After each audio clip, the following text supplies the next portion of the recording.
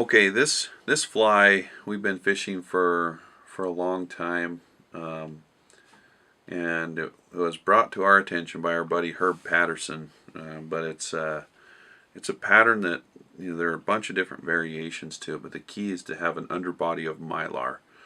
So I think we just call it the Mylar Leech, and you'll see kind of what that means as we get tying the fly. Anyway, I've got a size 6 Allen S402 hook in the vise. You can tie this in sizes anywhere from 12 to 4.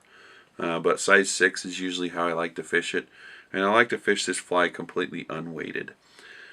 I've got some black Montana Fly 3/0 thread. You could match the thread to the color of the fly if you want to, but I don't think it's very critical. Okay, for the tail on this fly, we're going to be using this hairline woolly bugger Marabou in claret color. And as you'll see as we tie with this, it almost has a shine to it. Also, you'll see that this Marabou is different from a lot of other types of Marabou, where a lot of times people will pull the tips up and tie with the very tips of the Marabou like this. Well, you see that doesn't really give you very much. And that's alright with me, because I like to pull it from the stem anyway. But this would be considered like a blood quill Marabou. And as you can see that, all the fibers all the way to the very ends are very flowy. It doesn't have any of those really skinny tips like you're going to see on the other types of Marabou. But anyway, for this fly, you're just going to take some Marabou and just pull it from the stem like this. And usually before I tie it in, I'll get rid of that big clump right at the end to save on bulk. So on this fly, I'm going to make the Marabou tail roughly the length of the body, and I like the fact that it's not all lined up perfect. It's going to create more of a buggy profile in the water.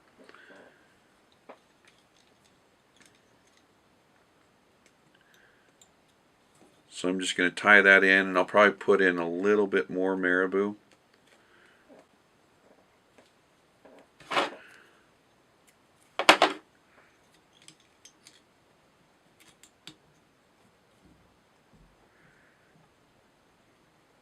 Okay, so we do have a little bit of a bump in the back of the fly, but on this pattern it's not super critical because we're going to go back over the whole fly with a very sparse dubbing loop.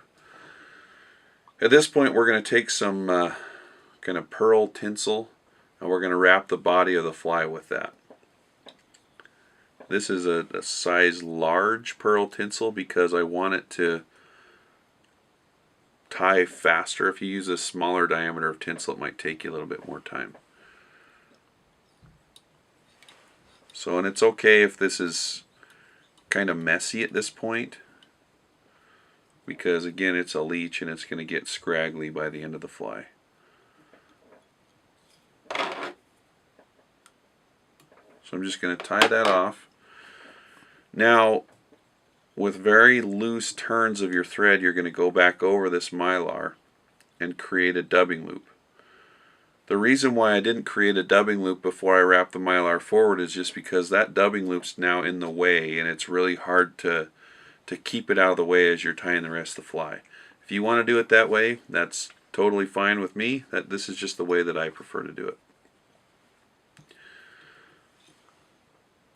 So I'm going to do a dubbing loop and then take my thread back up to the front with very loose turns. So you can see, even though there's thread over that mylar, it doesn't affect the shininess of it at all.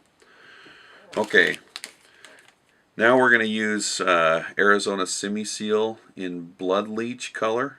So now we're going to build just a very sparse loop with this Arizona Semi-Seal.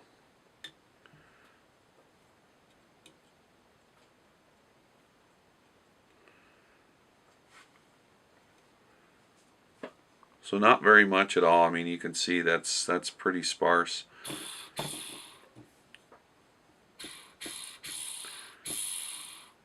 So I'm going to get that twisted up, and before I wrap it, I'm just going to kind of pick it out a little bit. And the key here is, as I wrap this onto the mylar of the fly, I want to kind of barber pull it or palmer it up so that I can see the body through the loop. So if you use a rotary feature, it's really easy to kind of just set the angle of this dubbing loop as you wrap it forward, and then just keep going forward with it. So that's about all I'm going to do to wrap that forward.